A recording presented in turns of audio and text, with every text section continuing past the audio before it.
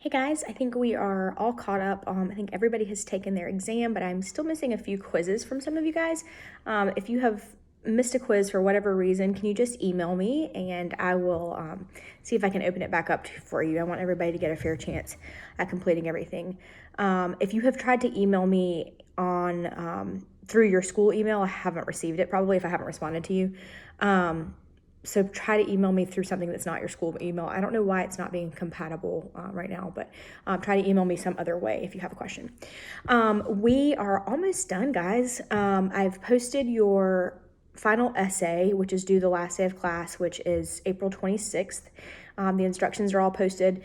If you have any questions, let me know, but you just basically, you can type it in Word and then copy it and paste it into the body of the prompt. We are going to talk about political parties this week. Next week, we'll talk about interest groups. The following week is your spring break, and I will not post a lecture that week. But the following week, we'll talk about voting campaigns and elections, and we'll have our fourth quiz. The next week, we'll do media, power, and political communications. And then the last week of April is your final day of class is April 26th, and that's when your essay is due. And then your final exam will be on May 3rd. So all we have left is your final essay, quiz number 4, and your final exam. Your final exam is just going to be just your third exam. It's going to be exactly the same format as the other two. All right, that said, let's dive in. So today we'll do political parties, and that's all we'll do this week. And the next week we'll do interest groups. All right, so political parties, which is an interesting time to be talking about it because they're maybe talking about forming another party right now, which I don't know, we'll see. In 2016, both parties had people run that were kind of outside the establishment, right? It happened in both parties, but in different ways and with different results. The Democrats had Hillary Clinton entering the party as the front runner, this moderate left Democrat, liberal at heart, who'd been toughened as a first lady, senator from New York, secretary of state under Obama. She was as establishment as it came, right? But she didn't expect Bernie Sanders to be the challenger that he was. He was an independent senator from Vermont, running as a Democrat. Running in a major party's primary instead of as an independent comes with a lot of advantages. Media attention, a debate stage about position, but it doesn't make you loyal to the party's goals or make the party establishment loyal to you. Sanders did really well with young voters, the working class, voters who maybe don't identify with the party, and he did well in states with a caucus. Sanders left Clinton battle-scarred and with this reputation for being inauthentic and untrustworthy, and maybe people who initially backed him never really transferred their support to her.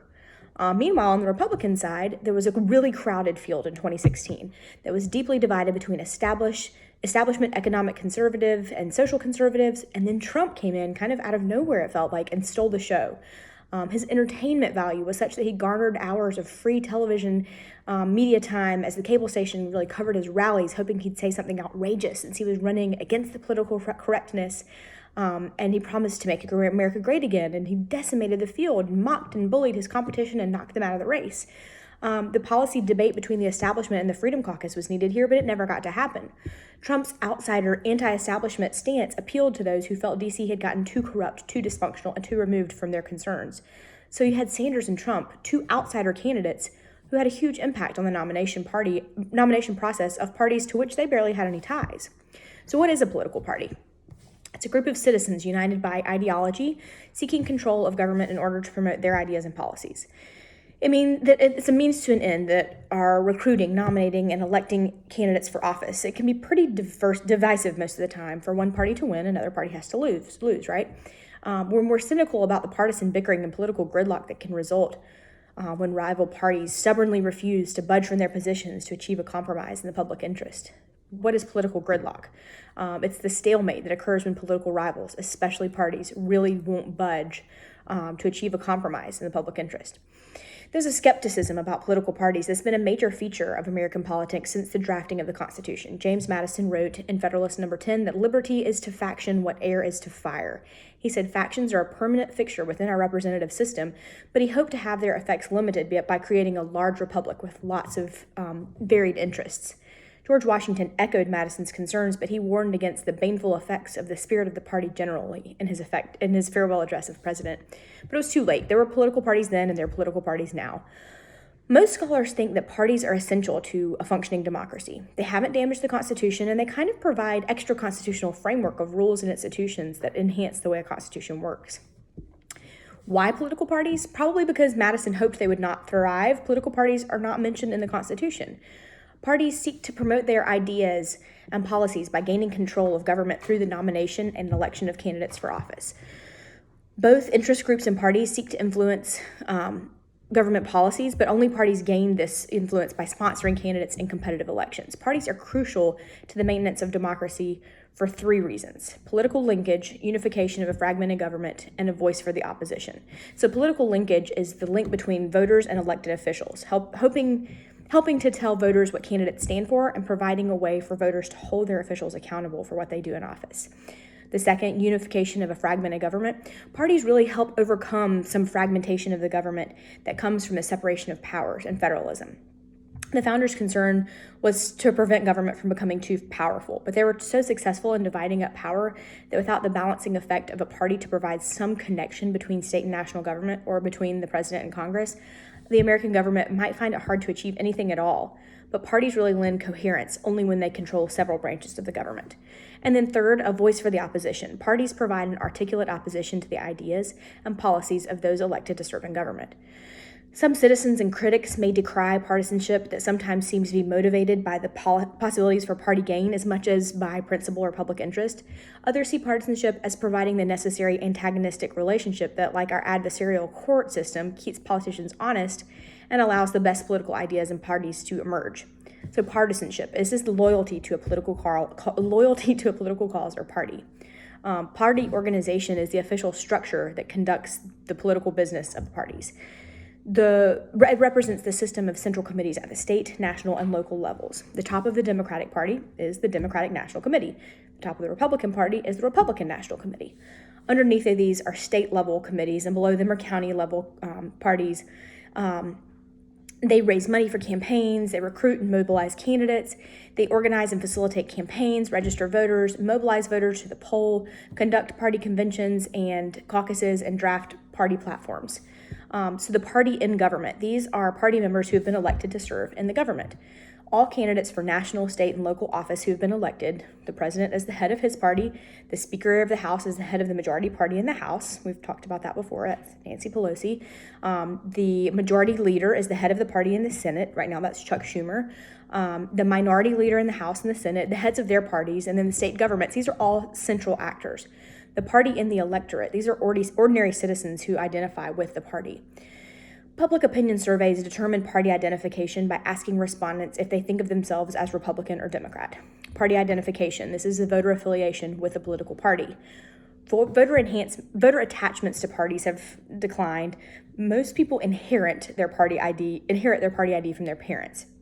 You generally support the party's basic ideology and party principles. They usually relate to each party's stance on the use of government to solve various economic and social problems. Voters in most states can choose to register their party preferences for the purpose of voting in party primaries. Just capturing one party's base isn't sufficient to win an election, though. So party base, these are members of a political party who consistently vote for these parties' candidates. Many ways in which parties can link voters and officials. There are many ways for that you can link voters and officials, but for the link to truly enhance democracy, certain conditions have to be met. There's something called the responsible party model. This is the party government when 4 conditions are met. You have a clear choice of ideologies, candidates pledge to implement the ideas, party is held accountable by voters, and the party should have control over the members.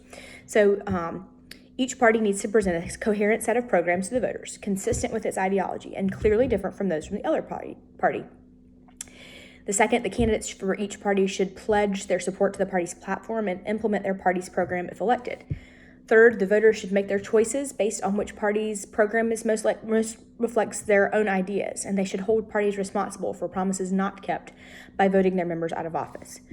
Fourth, while governing, each party should exercise control over its elected officials to ensure that party officials are promoting and voting for its programs, thereby providing accountability to the voters. Democracy is strengthened when voters are given clear alternatives and hold the parties responsible for keeping their promises. Political parties give us a way of holding officials accountable for what we do, collectively as well as individually. Responsible party system fits some systems, like parliament in Great Britain quite well. They're strong and disciplined and determined. Parties are appropriate for a parliamentary system where the majority party controls both legislative and executive branches. But the changes in our system have brought us closer to this model. But even as the parties have become highly polarized like they are right now, there's a growing disconnect between their behavior and the demands of the constitutional system of checks and balances and the separation of powers. Do American parties offer voters a choice? A key feature of the responsible party model is that the parties should offer voters a choice between different versions of how the government should operate. Barry Goldwater said in 1964 that we should offer a choice, not an echo. What do parties stand for? Parties are quite distinct in their ideologies, memberships, and policies they stand for. Each party represents a different ideological perspective about the way that a government should be used to solve problems. Ideologies are broad sets of ideas about politics that help to organize our view about the political world, since the information that bombards us and positions we take on various issues. Since the New Deal of the 1930s, the Democratic Party outside the South has been aligned with a liberal ideology and Republicans with a conservative perspective. The South is the most conservative region in the country. Partisan sorting. This is the process through which citizens align themselves ideologically with one of the two parties, leaving fewer citizens remaining in the center and increasing party polarization. The stronger the activist core is able to exert more internal pressure within the parties, nominating candidates through primaries and calling for ideological conformity in the partisan process, this leads us to the hyperpartisanship, which has brought Congress to a standstill. This is where we are right now. We've talked about this before. Hyperpartisanship is a commitment to parties so strong that it can transcend other commitments. We talk about this all the time at work, that we are dealing with such a hyperpolarized hyperpartisanship and hyperpolarized Congress that it's really hard to get anything done. Party ideologies attract and are reinforced by different coalitions of voters. Democrats and post-New Deal liberal ideology reflects the preferences of its coalition of working and lower class voters like union members, minorities, women, elderly, more educated urban dwellers. And then Republican conservative ideology reflects the preferences of upper to middle class whites, those who are in evangelical and Protestant religions, and rural and suburban voters. Candidates run on a party platform, which is a list of policy positions a party endorses and pledges elected officials to enact. A platform is the national party's campaign promises, usually made only in a presidential election year. The responsible party model requires that parties offer distinct platforms, that voters know about them, and they vote on the basis of them, and that the parties ensure their elected officials follow through in them and implementing them. The party differences are necessary for popular control over the overall direction of federal government of government policy. How do we keep the core ideological base satisfied while appealing to more moderate voters that can win elections in diverse constituencies? Internal forces that draw the parties away from each other, but there are external forces that push them together.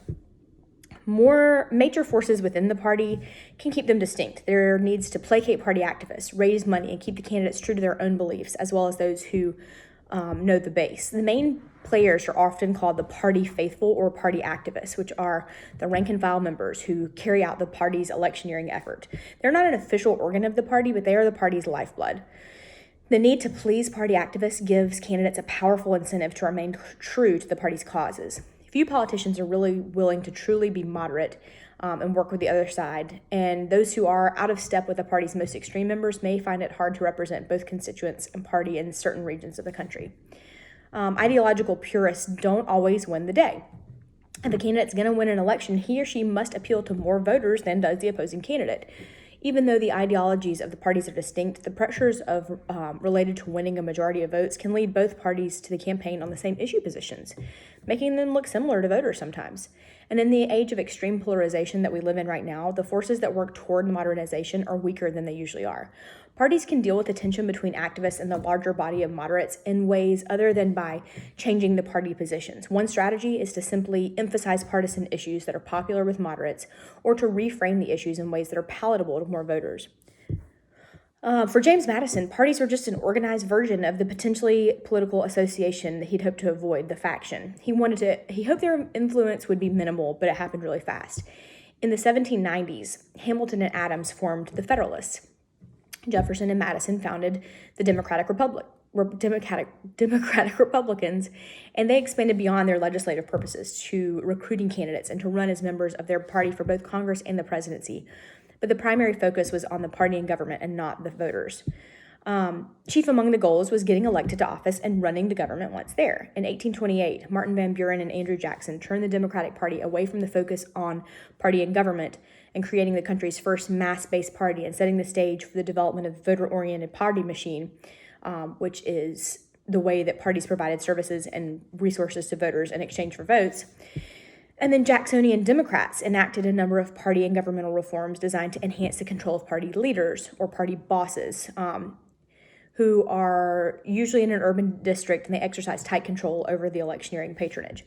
During the nominating process, the party bosses would choose the party's candidates for a general election, and the most common means was the party's caucus, which was a special meeting of hand-picked party leaders who appointed the party's nominees. Any candidate seeking elective office would have to win the party's approval by pledging his loyalty to the party boss and supporting policies that only the party boss favored. The winning candidates were expected to hire only other party supporters with government contracts. This gave the party an army of supporters to help recruit and mobilize voters to support the party. And any candidate who won elected office and didn't fulfill his pledges to the party boss would be replaced by someone who would. This is called patronage. It's a system in which a successful party candidate rewards supporters with favors or jobs.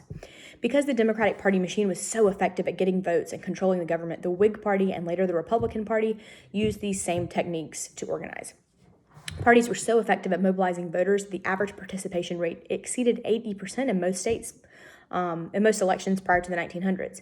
But the strength of these machines was also their weakness. Parties would do almost anything to win, including directly buying the votes of the people, mobilizing immigrants who couldn't speak English, resurrecting dead people from their graves to vote in the elections. The patronage system came under attack as representing favoritism and corruption. Political reforms like the party primary and civil service reform, which we've talked about earlier, where government jobs are filled on merit instead of party loyalty, did a lot to ensure that party machines went the way of the dinosaur. A party primary was an election where the party candidates are nominated by registered party members instead of the party boss. We haven't had a revolutionary war in America since 1776, but we have several times changed our political course in rather dramatic ways. We just now do this through the ballot box instead of through a bloody war. Over the course of 2 centuries, the two-party system in the United States has been marked by periods of relative stability lasting 25 to 40 years, with one party tending to maintain a majority of congressional seats and controlling the presidency. These are called party eras, extended periods of relative political stability where one party tends to control both the presidency and Congress. And then you have a critical election, which is an election signaling a significant change in a popular allegiance from one party to the other. They're short periods of large-scale change, peaceful revolutions that mark the end of one party era and the beginning of another. There's something called realignment, a substantial and long-term shift in party allegiance by individuals and groups, which usually result in a change in policy direction. Coalitions of groups supporting each other, the parties change to a new alignment of groups. They generally result in parallel changes in government policies reflecting the policy agenda of each party's new coalition. This is usually set off by major critical events like the Civil War and the Great Depression. Sometimes they're not apparent, but rather the old period of stability gradually breaks down, and without a critical and precipitating event in a period of de-alignment, slowly they reform themselves into a new and different party area. De-alignment is a trend among voters to identify themselves as an independent rather than as a member of a political party. We have gone through about 6 party eras in the United States over about 200 years. The New Deal coalition supporting the 5th party era has changed, but no single critical election has marked a clear realignment across a relatively long series of elections that has included the massive migration of white Southerners to the Republican Party and the less massive but notable trend for Catholics to be less solidly Democratic than they were at the formation of the New Deal. Since the 1980s, party identification has strengthened, but along more consistent and ideological and less regional lines. Changes have been labeled as differences between maybe red and blue states, like Southern, Midwestern, mountain states are red states, and they support Republicans. Coastal, industrial, New England states are blue states and support Democrats. What do parties do? Parties play an important role in American democracy by providing a link between citizens and the government. There's a coherence in government and vocal opposition closely tied to the 2 main activities of parties, electioneering and governing. Electioneering is the process of getting a person elected to a public office. It involves recruiting and nominating candidates, defining a policy agenda, and getting candidates elected. Before you can save the world, you must save your seat. These parties exist to help candidates get and save their seats. So recruiting a candidate, electioneering begins months before the general election. They're usually recruiting strong candidates to run. High-profile offices are usually easy to recruit for, but harder to fill less visible and desirable elected offices like state legislature, county government, especially if there's an incumbent. They tend to have a large financial advantage. They try to target especially winnable contests where the seat is open, where there's no incumbent, or maybe where the incumbent is plagued by a scandal or a mishap, or where a strong electoral indicator or trend suggests the party has a good chance of winning the seat. Party attempts to recruit quality candidates and to direct campaign contributions and aid targeted contests. And then you have the nomination phase. The nomination phase is the formal process through which the party chooses the candidate for each elective office to be contested that year. They can unite the party behind a candidate or lead to division within the party among competing factions that support different candidates and different policy agendas. The nomination phase is usually one of the most difficult and important tasks for the party. Party primaries are the most dominant mean for choosing a candidate. They usually occur 3 to 4 months prior to the general election. There are different types of primaries. You have a closed primary, which is a primary which only registered party members can vote.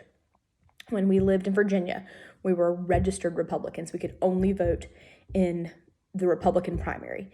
In South Carolina, you don't register as a party member. We have open primaries, and there are primary elections where eligible voters do not have to be a registered party member. So you either just show up to vote on Republican voting day or on Democrat voting day, or ask for the Republican ballot or the Democratic ballot. You don't have to be registered. Many complain about open primaries because it permits voters of the other party to get involved in the nominating process. In Rush Limbaugh in 2008 launched Operation Chaos, encouraging Republican voters to cross over and vote in the Democratic primary for Hillary Clinton, since John McCain had already locked up the Republican nomination. This may have cost the Obama some primary wins in Texas and Indiana, because voters who weren't necessarily loyal to a party can vote, and open primaries can weaken political parties. But Bernie Sanders, who identifies as an independent, argued there should be more open primaries, since those ones that are only allowed Democrats to run shut out a lot of his supporters. So in presidential primaries, voters don't choose the actual candidates they want to run for the president. Rather, they elect delegates. Delegates are usually party activists who support a candidate that they run for the opportunity to get the party's national nominating convention the summer before an election and cast a vote for him or her. The nominating convention is a formal gathering to choose candidates. Nominating conventions also set policy priorities. They elect party officers. They provide a sense of solidarity and community for the activists. They're televised now, which changes the dynamic. It's mostly a rubber stamp for the primary victor. Usually choreographed events designed to show that the party is unified behind its presidential candidate and to launch the official campaigns. Since the year 2000, network coverage is down, though cable networks usually pick it up. After the party has nominated candidates, the party's role is to develop a policy agenda. This represents policies that a party's candidate agreed to promote when they campaign and when they what to pursue when they're elected. And then you have the general election. This means changing from choosing among competing candidates within the party and developing policy agendas to getting its nominated candidates elected. You have radio, TV, and internet ads that really have changed the way a party and candidates relate to voters. Candidates run their own campaigns with their own staffs. They buy TV and radio ad time. They maintain websites and tweet out announcements to followers. Candidates present themselves on their own terms, and party affiliation becomes just one of the many characteristics of a candidate, not the sole identifying feature. Money is centrist in a capital-intensive campaign, and parties are major fundraising organizations. Because of a loophole in campaign finance law that allows parties to collect contributions of unlimited size from donors, parties have become banks for candidates in the 1990s. These unlimited funds were called soft money, and they were used by parties for party-building efforts like voter registration and issue development activities. Soft money is the unregulated campaign contributions that promote general election activities, but they don't directly support an individual candidate. They're supposed to represent an independent expenditure of money. I actually worked for a group that ran the independent expenditure unit of the National Republican Congressional Committee. These are candidates that are not allowed to participate in the decisions about how the money is spent or to direct the content of the issue ads. But in practice, there's a lot of correspondence because the parties simply mimic the ads of their candidates. In 2010, the Citizens United case. This was the Supreme Court case that changed the financial and political landscape of electoral politics. The Supreme Court's decision allows individuals and organizations to give unlimited amounts of money to so-called super PACs, which are political action committees. They're independent of the candidates and even the party's campaign efforts, and those with deep pockets and willingness to spend have the ability to exercise enormous influence in the electoral arena, and they can do so anonymously. So once a party's candidate has been elected to office, the attention now is going to turn to the matter of governance. Governing is activities directed toward and controlling the distribution of political resources by providing executive and legislative leadership, enacting agendas, mobilizing support, and building coalitions. It gives voters a means to make office holders accountable for failed and successful governing policies, and it can provide this extra constitutional framework that can lend some coherence to the fragmentation produced by the separation of powers and federalism. So then you get to controlling a government. When the party controls a government at a national level and in the states, it means that the party determines who occupies the leadership positions in the branch of government in which the party has a majority. In 2016, Trump was elected president, and the Republicans controlled top leadership positions in the executive branch. Republicans also controlled the legislative branch. Controlling the government also means that legislative leadership controls the legislative calendar and the rules concerning legislative debates and amendments. Right now, we are in the opposite. We have the Democrats in charge of the presidency, of the Senate, and the House, and so they're doing the same thing. The goal is to execute a party's political agenda, the party's solution to the nation's problems. Each party represents an alternative vision for how to approach and solve problems. Do the parties actually implement their policy agendas? The party that controls the presidency typically implements about 2/3 of its platform promises.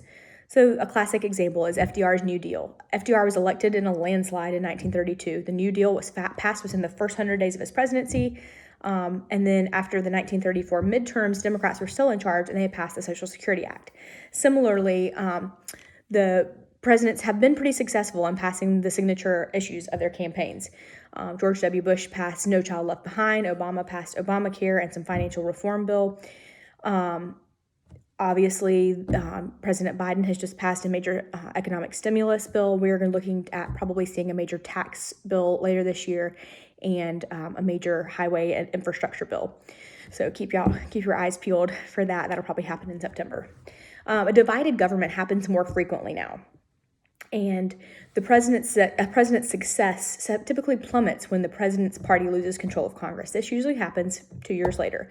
So, when Trump was elected in 2016, the Republicans had the control of the White House and then both chambers, the House and the Senate.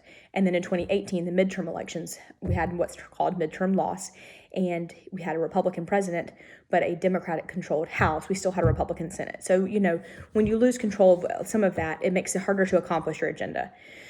Voters determine if a party's candidate should be rewarded through re-election or not. The characteristics of the American party system. We have two parties that are increasingly polarized and decentralized. The party systems vary a lot around the world. Some countries have only one major party, which maintains its power through institutional controls that forbid the development of opposition parties. These are totalitarian states like China, or through corruption and informal means of physical coercion, like Mexico until recently, or through military control like Burma, Libya, Sudan, which prevent any meaningful party competition without choice, and without choice, democracy is impossible. Some countries have so many parties that no single party can amass enough votes to control the government, so parties try to cooperate with other parties to govern as a coalition. Our American system is predominantly a two-party system, though third-party movements have come and gone throughout history, and there are talks now about if Trump will create his own party, which I don't think he will. We tend toward ideological moderation, but today they're pretty far apart ideologically. Our two parties have been, throughout most of our history, two specific parties, Democrats and Republicans, and only the parties these are the only parties with a viable chance of winning the vast majority of elective offices. So the office holders representing these two parties dominate the governing process. Why a two-party system? The United States has experienced few of the serious political splits that are usually responsible for multiple parties, which stem from language, religion, or social conflict. But both the Republican and Democratic Party predate the Industrial Revolution, the urbanization and suburbanization of the population, the rise of the information age. We've weathered several wars, including a civil war and 2 world wars, as well as numerous economic recessions and depressions.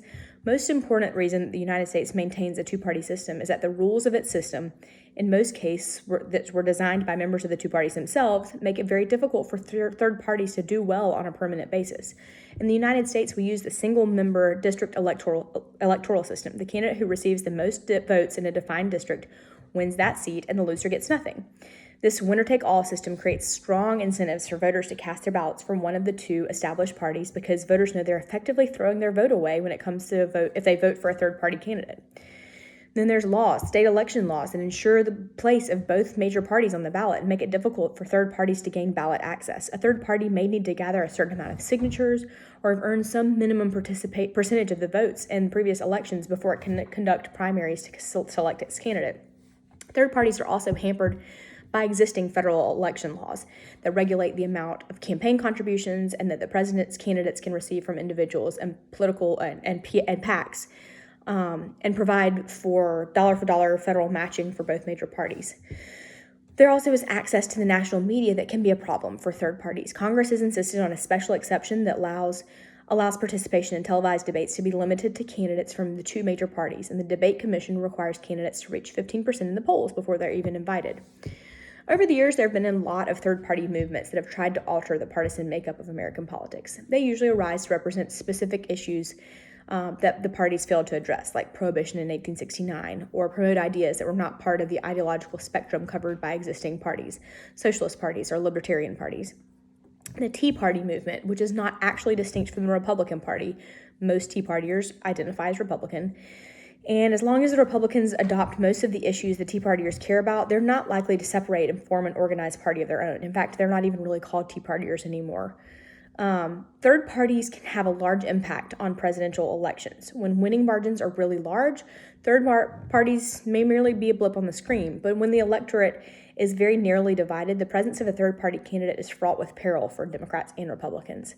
But third parties are not just a lose-lose proposition for the major parties. Many major parties try to appropriate their issues and broaden their support. The United States has had a rather limited menu of viable parties. Moderately liberal Democrat versus a moderately conservative Republican. Both parties continue to agree on the fundamental features of an American politics, the Bill of Rights, the Constitution, capitalist free enterprise system, but the policy divisions have grown. In American politics, local and state party organizations make their own decisions. They have affiliations with the national party organization, but no obligation to obey its dictates other than by selecting delegates to the National Convention. The decision-making is dispersed across the organization rather than centralized at the national level. Power tends to move from the bottom up instead of from the top down, meaning that local concerns in politics dominate the lower levels of the party, molding its structure and politics and party agendas. This is called fragmented party organization. The RNC and DNC are responsible for taking care of the national parties between the national presidential nominating conventions. State organizations are more professionally organized since the 1970s, but the biggest reason for fragmentation of control of American parties is federalism and political reforms like the direct primary. All candidates are elected in elections that are to some extent governed by state laws. Thus, members of the state legislature and Congress are attached primarily to the state parties that constitute much of the electoral base, but their ability to run depends on surviving the local contest. And the national parties have at best, the only direct influence over these. Decentralization doesn't mean that the local parties are necessarily different from their national counterparts. The base may lose control, decentralization, rather than the other way around, but power may be less fragmented as the base strengthens its hold over time.